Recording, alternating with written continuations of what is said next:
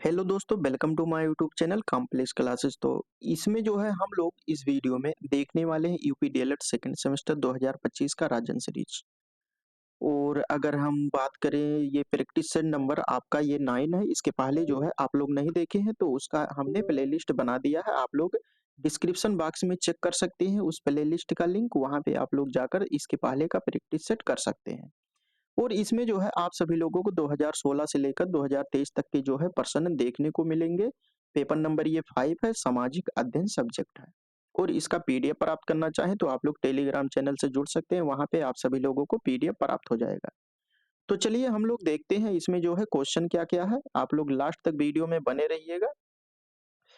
यहाँ पे दिया गया है फर्स्ट क्वेश्चन की हम बात करते हैं। इसके पहले हमने जो है 110 क्वेश्चन तक जो है देख चुके हैं। इसमें जो है हम लोग 111 नंबर से जो है देखने वाले हैं। यहाँ पे दिया है कि दिल्ली के अधिकांश सुल्तानों द्वारा खलीफा के पद को जो है संभावित करने का वास्तविक लक्ष्य क्या था। जो दिल्ली के अधिकांश सुल्तान थे उनके द्वारा जो है खलीफा पद के जो है संभावित करने का वास्तविक लक्ष्य क्या था। तो इनका लक्ष्य था कि सुल्तान जो है खुद को खुदा का प्रतीक समझते थे। खुद को जो है खुदा का प्रतीक समझते थे, इसीलिए इनको जो है खलीफा के पद को संभावित करने का वास्तविक लक्ष्य माना जाता है। उसके बाद में 112 नंबर में दिया हुआ है कि सल्तनत काल में तूतीय हिंद, ये तूतीय हिंद यानी भारत का तोता की उपाधि मिली है। किसको उपाधि मिली है? तो अमीर खुसरो को जो है तूतीय हिंद के नाम से जाना जाता है। उसके बाद में हम 113 नंबर की बात करते हैं। यहाँ पे दिया हुआ है शिवाजी के समय, एक मिनट, शिवाजी के समय अ, सर सूबेदार किसे कहा जाता था। ठीक है, तो यहाँ पे दिया है कि शिवाजी के समय जो है सर सूबादार जो है किसी क्षेत्र विशेष के सेनापति या प्रतिनिधि को जो कहा जाता था। जो किसी विशेष क्षेत्र का जो सेनापति या प्रतिनिधि होता था उसे जो है सरस सर सूबेदार के नाम से जो है जाना जाता था। 114 नंबर में दिया है कि 86वें यानी 86वें संविधान संशोधन अनुच्छेद 21 ए में जो है जोड़ा गया शिक्षा का अधिकार क्या है। तो इसमें यही है कि 6 से 14 वर्ष के बच्चों को जो है अनिवार्य और निःशुल्क शिक्षा जो है दिया जाए। तो उसके बाद में हम लोग इसके आगे बात करते हैं। इसके आगे की अगर हम बात करें तो 114 नंबर हो गया। 114 के बाद में 115 नंबर की बात करते हैं। 115 नंबर में दिया है कि समवर्ती सूची किसे कहते हैं। तो समवर्ती सूची क्या होता है? अगर ये पूछ ले आपके एग्जाम में कि सूची जो है भारत के संविधान में कितनी प्रकार की है, तो ये 3 प्रकार की जो है सूचियां होती हैं। एक होता है कि केंद्र सूची, एक होता है राज्य सूची, एक होता है समवर्ती सूची। एक होता है केंद्र सूची और उसके बाद में राज्य सूची होता है। तो केंद्र सूची में जो है केवल केंद्र जो है इसमें कानून बना सकता है और राज्य में जो है राज्य कानून बना सकता है। लेकिन जो समवर्ती सूची है इसमें जो है केंद्र के साथ साथ जो है राज्य दोनों मिलकर जो है विषय में कानून बनाए जा सकते हैं। उसके बाद में 116 नंबर की बात कर रहा है कि FIR का पूरा नाम क्या होता है? फर्स्ट इंफॉर्मेशन रिपोर्ट होता है। ठीक है, 117 नंबर में दिया है कि स्वेज नहर किन सागरों से को जोड़ती है। जो स्वेज नहर है वो जो है किन सागरों से जोड़ती है। तो स्वेज नहर जो है लाल सागर और भूमध्य सागर को जो है जोड़ती है। लाल सागर भूमध्य सागर को जोड़ती है। 118 नंबर में दिया है कि टुंड्रा प्रदेश में चलने वाली हवाओं को जो है किस नाम से जाना जाता है। तो इन जो टुंड्रा प्रदेश में हवाएं चलती हैं इनको जो है पछुआ पवन के नाम से जाना जाता है। 119 में दिया हुआ है कि अमेजन और उसके बाद में जायरे घाटी के लोगों के मुख्य व्यवसाय, जो अमेजन और जायरे घाटी के लोग हैं उनका मुख्य व्यवसाय क्या है। तो मत्स्य पालन यानी मछली पालन और दुग्ध उद्योग और पशुपालन जो है ये अमेजन और जायरे घाटी के जो बीच में रहते हैं उनका जो है मुख्य व्यवसाय है। 120 नंबर की बात करें तो अग्नेय शैल के उदाहरण बताइए। तो अग्नेय शैल में जैसे हो गया ग्रेनाइट हो गया और बेसाल्ट हो गया, ये अग्नेय शैल के उदाहरण होते हैं। उसके बाद में इसके आगे हम लोग बात करते हैं। इसके आगे दिया हुआ है, इसके आगे दिया है कि पेंजिया किसे कहते हैं। लारेंसिया और पेंजिया। ठीक है, तो पेंजिया किसे कहते हैं? तो भूस्खलन के कारण जो भूखंड जो है निर्मित होता है उसे जो है पेंजिया कहा जाता है। 122 नंबर में दिया है कि पृथ्वी की त्रिज्या कितनी है। तो पृथ्वी की त्रिज्या लगभग 6400 किलोमीटर मानी जाती है, अगर 6400 भी लिख सकते हैं। यहाँ पे एग्जैक्ट वैल्यू दिया है 6370 किलोमीटर। उसके बाद में मेंटिल क्या होता है, यानी जो यहाँ पे देख सकते हैं मेंटिल क्या होता है, तो भूपृष्ठ के नीचे अवस्थित परत जो कि 2900 किलोमीटर की गहराई तक जो है विस्तृत होता है, इसे मेंटिल कहते हैं। उसके बाद में मेंटिल का निर्माण कैसे होता है, तो मेंटिल का निर्माण जो है ठोस शैलों के द्वारा जो है मेंटिल का निर्माण होता है। 125 नंबर में दिया है कि कोर क्या होता है, ठीक है। यहाँ पे पूछा गया है कि पृथ्वी का जो कोर बीच का पार्ट होता है, कोर क्या होता है, इसके भागों के नाम लिखिए। तो यह पृथ्वी की सबसे जो है आंतरिक परत होती है जो कि निकिल तथा लोहे, यहाँ पे देख सकते हैं निकिल तथा लोहे, इसी को कहते हैं जैसे सियाल, सीमा, नीफे, ठीक है, नीफे। तो ये निकिल हो गया, ये जो है लोहा हो गया। लोहे खनिज तत्वों से जो है ये निर्मित होता है। इस परत के दो भाग होते हैं, कौन कौन से, बाह्य कोर और उसके बाद में आंतरिक कोर। यहाँ पे भागों के नाम पूछा था। तो कोर क्या होता है, या पृथ्वी की सबसे आंतरिक परत होती है जिसमें निकिल और लोहा जो है पाया जाता है, इसके द्वारा निर्मित होता है। उसके बाद में शैल क्या होते हैं, शैल की अगर बात करें तो वह समस्त पदार्थ है जिनसे भूपर्पटी का निर्माण होता है, उनको जो है शैल कहा जाता है। चाहे वह ग्रेनाइट की भांति कठोर हो या चीका या रोड़ी की भांति जो है नरम या मुलायम हो, तो उनको जो है शैल कहा जाता है। उसके बाद में दिया है 127 नंबर में दिया है कि चट्टानों के कितने भेद होते हैं। जो चट्टान होते हैं उनके मुख्य रूप से 3 भेद होते हैं, जैसे आग्नेय चट्टानें, अवसादी चट्टानें और रूपांतरित चट्टानें। जो अवसादी चट्टानें होती हैं ये जो है रूपांतरित चट्टानें होती हैं बाद में कन्वर्ट होके। उसके बाद में यहाँ पे 128 नंबर में दिया है कि चंद्र दिवस किसे कहते हैं।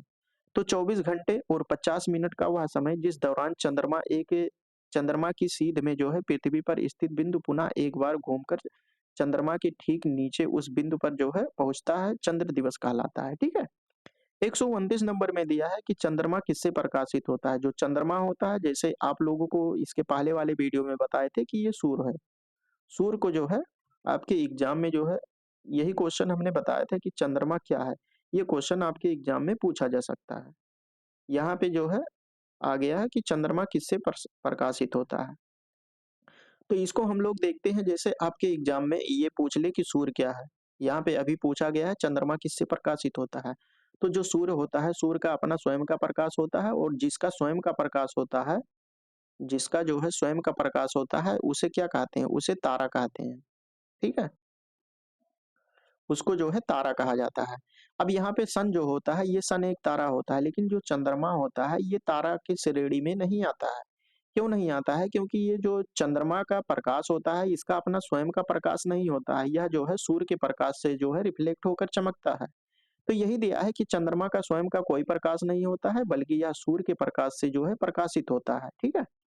तो चंद्रमा जो है, यहाँ पे देख सकते हैं चंद्रमा ये आपका जो होता है ये तारा नहीं होता है। लेकिन अगर सूर्य की बात कर लें तो सूर्य क्या होता है, सूर्य एक तारा होता है, क्योंकि इसका अपना स्वयं का प्रकाश होता है। 130 नंबर में दिया है कि पृथ्वी क्या है।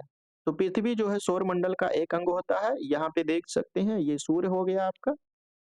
उसके बाद में बुध होता है, बुध, शुक्र, उसके बाद में पृथ्वी। तो अगर कर्म की बात करें तो यहाँ पे ये तीसरे नंबर पे जो है पृथ्वी आता है। पेरोजी क्या होता है, यहाँ पे दिया है कि 131 नंबर में कि पेरोजी क्या होता है। तो चंद्रमा की सापेक्षित स्थिति पृथ्वी से सर्वाधिक निकट होती है, ठीक है। चंद्रमा की जो स्थिति होती है वो पृथ्वी के जब सर्वाधिक निकट होती है तो इस अवस्था को जो है पेरोजी कहते हैं। जैसे ये आपका पृथ्वी हो गया और ये चंद्रमा हो गया, जब इसके सबसे नजदीक होता है, नजदीक नजदीक होता है, सर्वाधिक निकट होता है, तो इसी को पेरोजी कहते हैं। 132 नंबर में दिया है कि चंद्रमा क्या है। यहाँ पे देख सकते हैं कि चंद्रमा क्या है, तो पृथ्वी का एक उपग्रह है। चंद्रमा जो है ये प्राकृतिक उपग्रह है, प्राकृतिक। अगर ये पूछ ले आपके एग्जाम में कि जो है पृथ्वी का एकमात्र प्राकृतिक उपग्रह का नाम बताइए, तो वहां पे आप लोग चंद्रमा लिख सकते हैं। ये जो है ये उपग्रह है, क्योंकि जो यहाँ पे सूर्य के चारों ओर जो चक्कर लगाते हैं ये आपका सूर्य हो गया, इसके चारों ओर जो चक्कर लगाते हैं उसे ग्रह कहते हैं। लेकिन जो ग्रहों के चारों ओर चक्कर लगाते हैं, मान लो कि ये ग्रह हो गया, ये आपका पृथ्वी हो गया। अब पृथ्वी के चारों ओर जो चक्कर लगाते हैं उसे उपग्रह कहते हैं, ठीक है। तो ये बात आपको स्पष्ट हो गई होगी। 132 नंबर हम लोगों ने देखा, उसके बाद में हम लोग 133 नंबर की बात कर रहे हैं। यहाँ पे दिया है कि ग्रहण किसे कहते हैं। तो ग्रहण किसे कहते हैं? जब कोई वस्तु हो गया तो उसका जब छाया पृथ्वी से देखने पर नहीं बनता है, या चंद्रमा की अगर बात करें या सूर्य की बात करें, तो दोनों की छाया जब पृथ्वी पर यानी दृश्य जो है पृथ्वी पर नहीं बनता है, देखने को पृथ्वी से देखें तो नहीं दिखता है, तो उसे ग्रहण कहते हैं। तो यही है कि ग्रहण किसे कहते हैं? यदि किसी एक प्रकाश बिंदु से मुक्त होने वाली प्रकाश के मार्ग में कोई वस्तु आ जाती है, तो उससे एक छाया बनती है, ठीक है? जिसे जो है ग्रहण कहते हैं। 134 नंबर की बात करें, चंद्र ग्रहण कब होता है? जो चंद्र ग्रहण होता है और सूर्य ग्रहण होता है। तो यहाँ पे पूछा गया है कि चंद्र ग्रहण कब होता है? तो जब पृथ्वी सूर्य एवं चंद्रमा के मध्य में अवस्थित हो जाती है, यानी पृथ्वी की यहाँ पे बात कर रहे हैं, जब पृथ्वी जो अर्थ होता है आपका, ये सूर्य ये सूर्य और उसके बाद में चंद्रमा, चंद्रमा के मध्य में जो है जब पृथ्वी आ जाती है, मध्य में इस अवस्थित होता है, तो चंद्रमा पर सूर्य का प्रकाश जो है प्रकाश नहीं हो पाता है, बल्कि पृथ्वी की छाया चंद्रमा पर जो है पड़ने लगती है। तब जो है चंद्र ग्रहण होता है। 135 नंबर की बात करें, यहाँ पे पूछा गया है कि चंद्र ग्रहण की घटना सदैव कब होती है? जो चंद्र ग्रहण की घटना होती है, ये सदैव कब होती है? तो चंद्र ग्रहण की घटना हमेशा जो है पूर्णिमा तिथि को जो है देखी जाती है। अगर ये ऑब्जेक्टिव क्वेश्चन में भी आपके एग्जाम में पूछा गया है कि चंद्र ग्रहण की घटना जो है कब घटित होती है, तो पूर्णिमा के दिन जो है चंद्र ग्रहण की घटना घटित होती है। अगर सूर्य ग्रहण की बात करें तो सूर्य ग्रहण आपका अमावस्या के दिन जो है होता है। 136 नंबर में दिया है कि अपचय कितने प्रकार के होते हैं? जो अपचय होते हैं ये कितने प्रकार के होते हैं? तो भौगोलिक अपचय, रासायनिक अपचय और जैविक अपचय, ये 3 प्रकार के होते हैं। 137 नंबर में दिया है कि हिमानी किसे कहते हैं? तो बर्फ के गतिशील ढेर को जो है हिमानी कहते हैं। जब जो है बर्फ पिघलने लगता है, यानी गतिशील ढेर जब हो जाता है एक जगह, तो उसी को जो है हिमानी कहते हैं। हिमोड़ किसे कहते हैं? 138 नंबर में दिया है कि हिमोड़ किसे कहते हैं? जब हिमानी चट्टानों को घर्षित कर सके, यानी घर्षण बल जो होता है, जो वस्तुओं जो सतह के बीच लगता है, घर्षित घर्षित कर उसका चूर्ण पर्वत के नीचे भागों में जमा कर देता है। जो घर्षित का चूर्ण होता है वो पर्वत के भागों में नीचे जमा कर देता है, और इन्हीं को जो है हिमोड़ कहते हैं। 139 नंबर की बात करें तो रासायनिक संरचना के आधार पर जो है अग्नेय चट्टानें कितने प्रकार की होती है? रासायनिक संरचना के आधार पे जो है अग्नेय चट्टानें जो होती है वो कितने प्रकार की होती है? तो ये 2 प्रकार की होती है, अम्लीय अग्नेय चट्टानें और क्षारीय अग्नेय चट्टानें, ठीक है?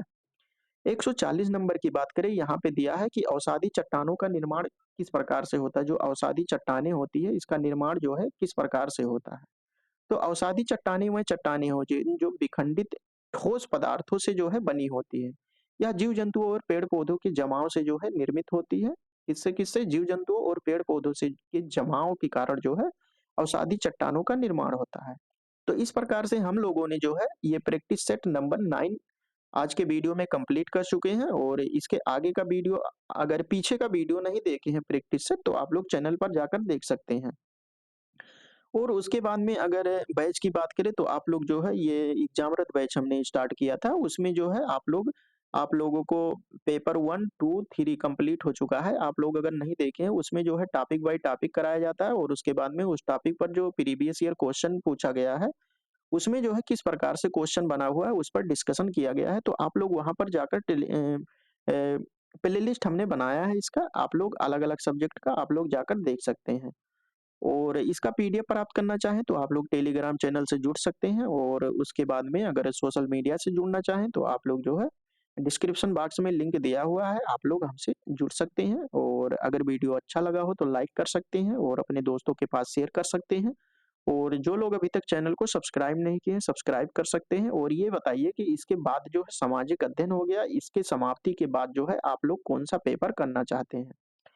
तो चलिए दोस्तों, हम लोग कल के वीडियो में, कल के प्रैक्टिस सेट में मिलेंगे, प्रैक्टिस सेट नंबर 10 में। तो तब तक के लिए जय हिंद, जय भारत।